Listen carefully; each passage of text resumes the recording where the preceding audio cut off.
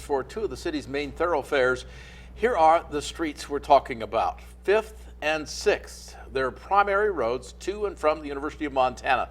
Both are currently one-way streets. Some residents who live on those streets say high speeds of traffic on the one-way corridors are too much to handle.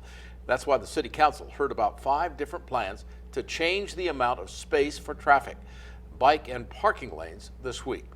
Montana McLaughlin is live at the intersections to explain what changes could be in the works. Montana?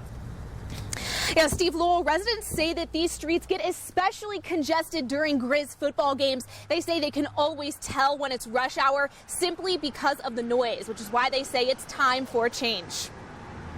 Christine Paulson runs a photography business out of her 5th Street home. When I first moved here, they immediately told me, don't park your car in the street. You're going to get sideswiped.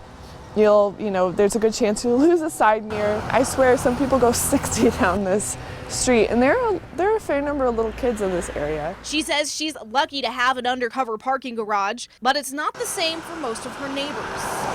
Carson Colbert lives across the street. She says there's just not enough space for cars to park within the designated lines. Oh yeah, it's on that side of the street. It's pretty scary because I'm so close to the line. Project officials say that the changes are needed because the combined width of the parking lane and the bike lane barely meet the national standard. And 6th Street doesn't have any bike lanes. 277 crashes along 5th and 6th in the last 8 years. Ben Weiss says the neighborhood council asked the city for money to study what could be done. And what they found is that without the turning lanes, the cars back up on 5th and 6th to a point that the delay becomes considered intolerable. They're looking at 5 options, but 2 stand out. The first keeps the streets as one-ways, adds a turning lane and widens bikes and parking lanes, but reduces traffic down to 1. The second would transform the corridor into a 2-way street with no bike lanes. Christine says she'd rather not have 2 lanes. I just think having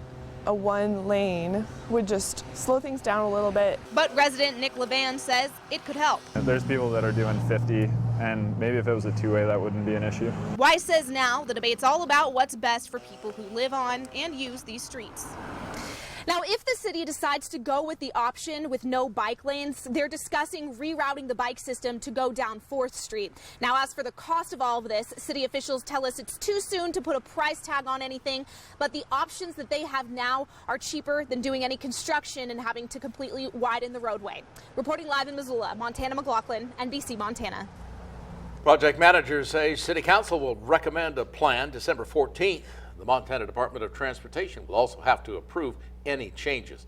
And you can find a breakdown of all of the plans. It's on our website, nbcmontana.com. Cancel any plans to boat next weekend in Glacier Park. We found out workers temporarily closed boats